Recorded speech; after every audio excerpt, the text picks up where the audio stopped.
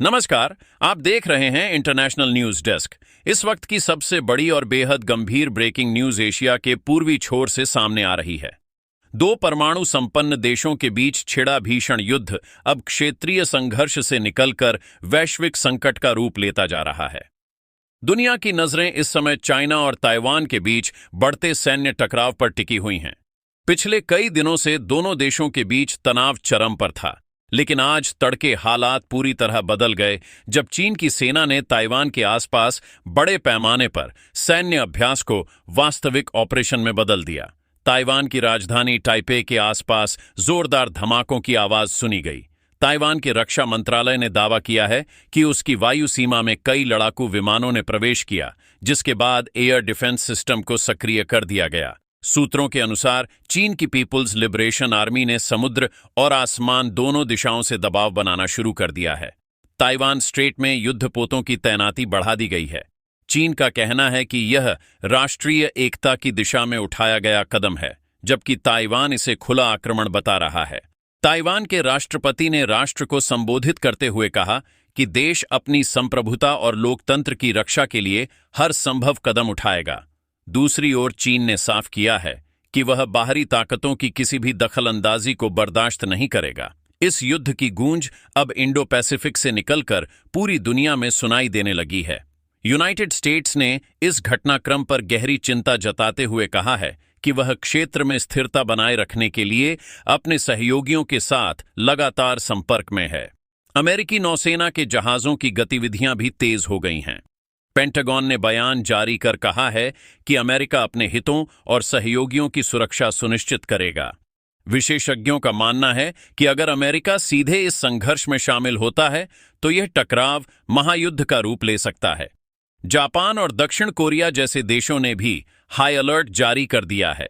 Japan ने अपने air defence system को सक्रिय कर दिया है, जबकि साउथ कोरिया ने सीमावर्ती क्षेत्रों में निगरानी बढ़ा दी है।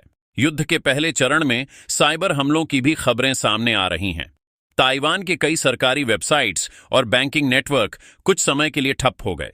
माना जा रहा है कि यह डिजिटल मोर्चे पर चीन की रणनीति का हिस्सा हो सकता है। हालांकि चीन ने इन आरोपों से इनकार किया है। आर्थिक मोर्चे पर भी इस युद्ध का असर साफ दिखाई दे रहा है। वैश्विक शेयर बाजारों में भारी गिरावट दर्ज की गई है। तेल की कीमतों में उछाल आया है और सेमीकंडक्टर सप्लाई को लेकर चिंता बढ़ गई है। ताइवान दुनिया के सबसे बड़े चिप निर्माताओं में से एक है और वहां उत्पादन प्रभावित होने का मतलब है कि पूरी दुनिया की टेक इंडस्ट्री पर असर पड़ेगा। संयुक्त राष्ट्र ने आपात बैठक बुलाई है। यूनाइटेड नेशंस के महासचिव ने दोनों देशों से तुरंत संयम बरतने और बातचीत के जरिए समाधान निकालने की अपील की है, लेकिन जमीनी हालात तेजी से बदल रहे हैं। ताइवान के कई शहरों में एयर रेड सायरन बजाए गए हैं। लोगों को बंकरों और सुरक्षित स्थानों पर जाने की सलाह दी गई है। स्कूल और सरकारी दफ्तर बंद कर दिए गए हैं। अस्पतालों को हाई अलर्ट पर रखा गया है। दूसरी ओर चीन ने अपने नागरिकों से अफवाहों पर ध्यान न देने और सरकार के आधिकारिक बयानों पर भरोसा रखने को कहा है। चीन के सरकारी मीडिया में इसे आंतरिक मामला बताया जा रहा है। रक्षा विशेषज्ञों के अनुसार अगर यह संघर्ष लंबा खिंचता है तो समुद्री मार्गों पर भारी असर पड़ेगा। ताइवान स्ट्रेट दुनिया के सबसे व्यस्त समुद्री व्यापार मार्गों में से एक है।